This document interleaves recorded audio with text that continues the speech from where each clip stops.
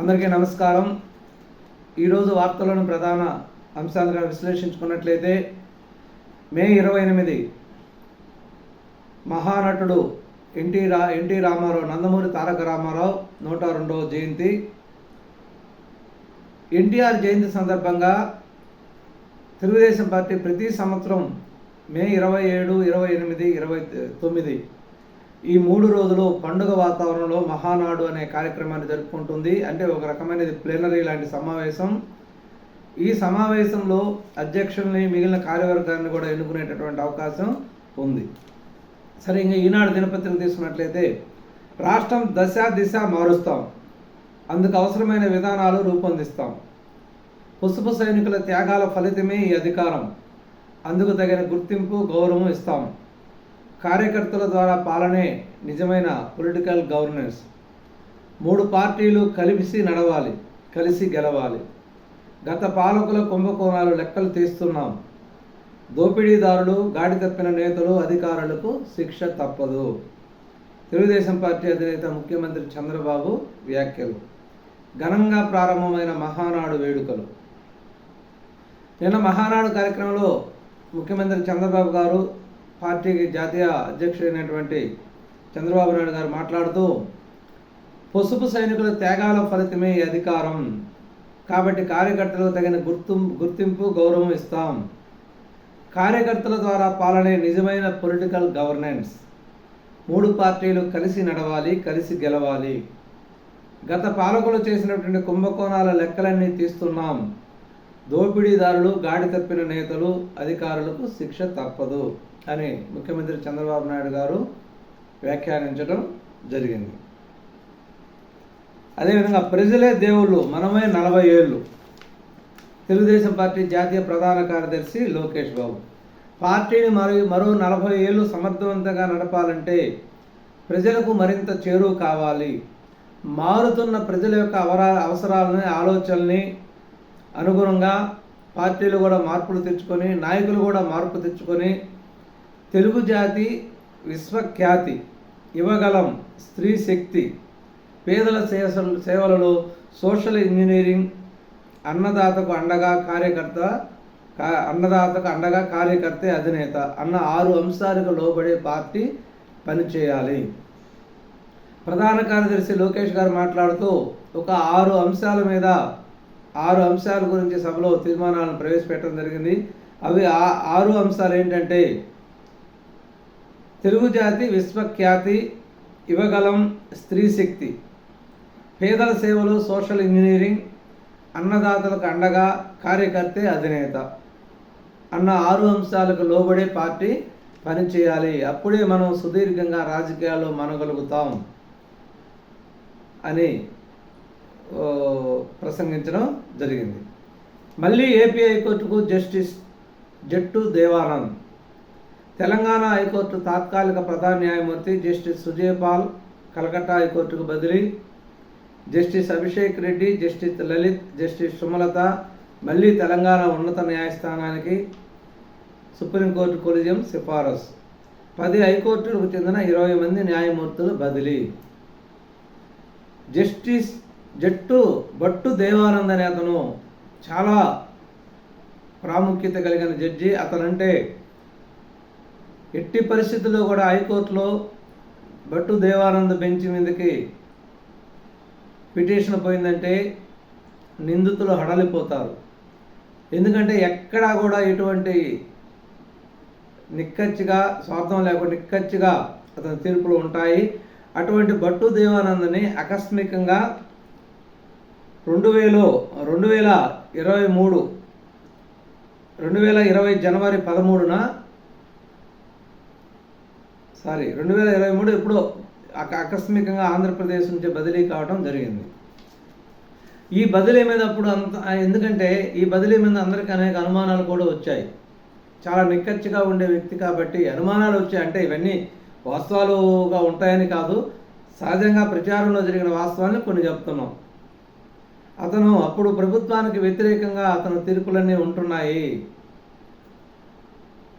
ప్రభుత్వం చేసే అరాచకాల్ని కోర్టులో తీర్పుల రూపంలో అడ్డు తగులుతున్నారు అనే ఉద్దేశంతోనే అతన్ని బదిలీ చేయించారనే ఒక వార్త అయితే అప్పుడు నడిచింది.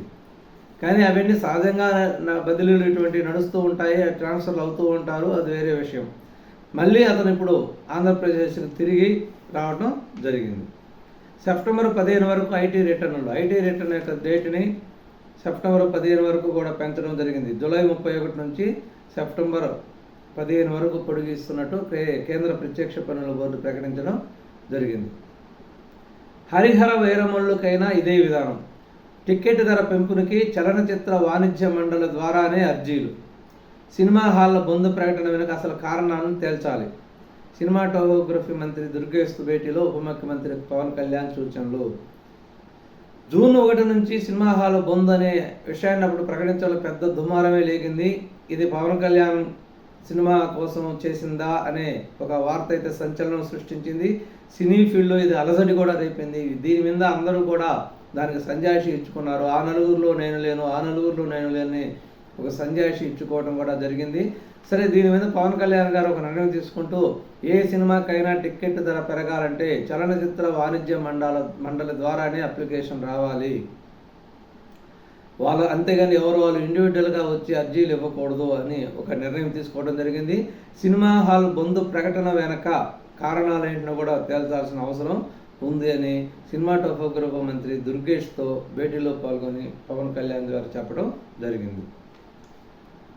పద్మాలు అందుకున్న ప్రముఖులు. ఏపీ నుంచి కేఎల్ కృష్ణ, రాఘవేంద్రాచారి, తెలంగాణ నుంచి మందకృష్ణ మాదిగ, వీళ్ళకి పద్మ అవార్డులు ప్రకటించడం జరిగింది.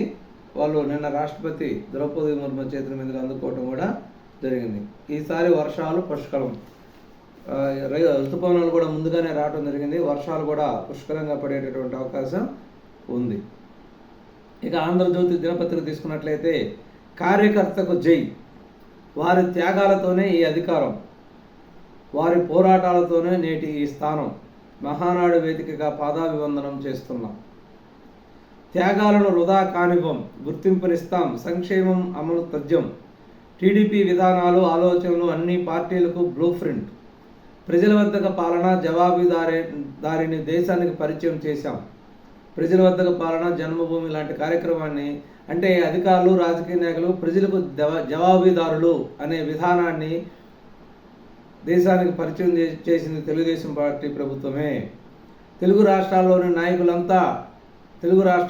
రెండు రాష్ట్రాల్లో ఉండే నాయకులంతా కూడా టీడీపీ వర్సిటీలో చదివిన విద్యార్థులే. 11 నెలల్లో 4.95 లక్షల కోట్ల పెట్టుబడులు. సూపర్ 6 అమలు బాధ్యత మాది. విధ్వంసక పాలకుల స్కాములను లెక్కిస్తున్నాం. ఎవరు అవినీతి చేసినా వదిలిపెట్టం. పెద్ద నోట్లు రద్దు చేయాలి, డిజిటల్ కరెన్సీని ప్రోత్సహించాలి, అప్పుడే దేశంలో అవినీతి అంతమవుతుంది అని ప్రధానికి నివేదిక కూడా ఇచ్చారు. సీఎం చంద్రబాబు ప్రసంగించడం జరిగింది. టీడీపీ కొన్ని విప్లవాత్మక మార్పుల్ని దేశానికి పరిచయం చేసిన మాట వాస్తవం. ప్రజల వద్దకు పాలన, జన్మభూమి వంటి కార్యక్రమాలను అమలు చేసి ఎక్కడో తెలుగు రాష్ట్రాల్లో నుంచి బయటికి వెళ్ళి ఎక్కడో అభివృద్ధి చెంది ఉన్నత స్థానంలో ఉన్న వ్యక్తులు వాళ్ళ సొంత ప్రదేశానికి వచ్చి కొంత ఖర్చు పెట్టి మౌలిక సదుపాయాలను కల్పించేటటువంటి కార్యక్రమాన్ని చాలా ఘనంగా, దిగ్విజయంగా కూడా తెలుగుదేశం పార్టీ కార్యరూపం దాల్చింది. కాబట్టి దీని ప్రజల వద్దకు పాలన వలన, అధికారులు, నాయకులే ప్రజల వద్దకు పోవటం వలన మనం అందరం కూడా ప్రజలకు జవాబుదారీతనం అని ఎవరి యొక్క బాధ్యతను మనకు తెలియజేసే విధంగా దేశానికి కొత్త కార్యక్రమాలని చాటి చెప్పింది. తెలుగుదేశం పార్టీ విధానాలన్నీ కూడా అన్ని పార్టీలకు ఒక బ్లూ ప్రింట్ లాంటిది. తెలుగు రాష్ట్రాల్లో ఉండే ఇప్పుడు రాజకీయ నాయకులంతా కూడా తెలుగుదేశం పార్టీ యూనివర్సిటీ నుంచి వచ్చిన వాళ్ళే అని చెప్పడం జరిగింది. ఇది వాస్తవం కూడా. చంద్రయ్య స్ఫూర్తి అజరామం. వైసీపీ పాలనలో టీడీపీ నాయకులు, కార్యకర్తలపై అక్రమ కేసులు బనాయించి ఇబ్బందులు పెట్టారు. ప్రశ్నించిన గొంతుల్ని నొక్కడానికి గ్రామస్థాయి నాయకుల గొంతులను కూడా కోశారు. మన పసుపు సింహం మన చంద్రయ్య పీక కోస్తుంటే జై టీడీపీ అంటూ ప్రాణాలు వదిలాడు. అలాంటి స్ఫూర్తి మన పార్టీని నడిపిస్తుంది. ఇది శాశ్వతంగా ఉంటుంది. మహానాడు వేదికగా మీకు శిరస్సు ఉంచి పాదాభివందనం చేస్తున్నాం. మీ త్యాగాలను వృధా కానివ్వకుండా తగిన గుర్తింపు, సంక్షేమం అమలు చేసి చూపిస్తాం. అదేవిధంగా కార్యకర్తే అధినేత. కడప వేదికగా మహాసంరంభం. నా తెలుగు కుటుంబంపైనే చర్చంతా. తొలి రోజు 5 తీర్మానాలు ఆమోదం. లోకేష్ ప్రతిపాదిత 6 శాసనాల్లో భాగం. ప్రముఖంగా ప్రస్తావించిన చంద్రబాబు రాష్ట్ర చరిత్రను మారుస్తాయని కితాబు. వీటి కోసం పార్టీ నియమావళికి సవరణ. రాష్ట్ర పండుగగా ఎన్టీఆర్ జయంతి అని ఉత్తర్వులు జారీ చేసినటువంటి సిఎస్. జాతీయ అధ్యక్షుడి ఎన్నిక నోటిఫికేషన్ విడుదల. నేటి సాయంత్రం ఫలితం ప్రకటన. తొలి రోజు 22.28 కోట్ల విరాళాలు. టికెట్ ధర పెంపు కోసం నిర్మాతలు నేరుగా రావద్దు. వాణిజ్య మండలి చలనచిత్ర వాణిజ్య మండలి ద్వారానే రావాలి అనే నిర్ణయం తీసుకోవడం జరిగింది. రంగంలోకి ఈడీ. మద్యం స్కామ్లో కేంద్ర దర్యాప్తు సంస్థ విచారణ. బెజవాడలో సిట్ అధికారులతో సుదీర్ఘంగా భేటీ. పరస్పరం సహకరించుకునేందుకు అంగీకారం. ఉమ్మడిగా దర్యాప్తు చేయాలనే నిర్ణయం. స్కామ్లో అతిపెద్ద లబ్ధిదారు కోసం వేట. నేడు జైలులో కసిరెడ్డిని ప్రశ్నించనున్న ఈడీ. సిట్ సహకారంతో ప్రశ్నావళి సిద్ధం. ముడుపుల సంగతి తేల్చే దిశగా ముందడుగు. గ్రూప్ 1 కేసులో మరొకరికి సంఖ్యలు. ఈ మద్యం స్కామ్లో సంచలనం సృష్టించేటటువంటి అవకాశం ఉంది. ఎందుకంటే ఇక్కడ విచారణలో కొత్త జత స్టార్ట్ అయింది. ఎప్పుడూ కూడా ఈడీ సిబిఐ ప్యారలల్గా దర్యాప్తు చేస్తూ ఉండేది. ఈ రెండు కూడా కొన్ని రాజకీయ ప్రలోభాలకు లొంగబట్టి జగన్మోహన్ రెడ్డి గారి మీద ఉన్నటువంటి అన్ని కేసులు కూడా ఎప్పటికీ తేలలేదు. అందుకని రాష్ట్ర ప్రభుత్వం ఈ మద్యం లిక్కర్ కేసు అనేది సెంట్రల్ దర్యాప్తు అధికారులకు ఇవ్వకుండా సిట్ అనే ఒక ప్రత్యేక దర్యాప్తు బృందాన్ని ఏర్పరిచి దాని ద్వారా దర్యాప్తు శరవేగంగా చేస్తుంది. కాబట్టి ఇక్కడ మనీ ట్రాన్సాక్షన్స్ అనేవి ఎక్కువ ఉన్నాయి. కాబట్టి ఈడీ కూడా ఎంటర్ అయ్యి సిట్ సహకారంతో ఈడీ కూడా ఎంటర్ కావడం జరిగింది. ఈడీ సిట్ రెండు పరస్పర సహకారం చేసుకోవాలి. ఈ రెండు జోడి డిఫరెంట్ అనమాట. సిట్ అనేది పూర్తిగా రాష్ట్ర ప్రభుత్వ నియంత్రణలోనే ఉంటుంది.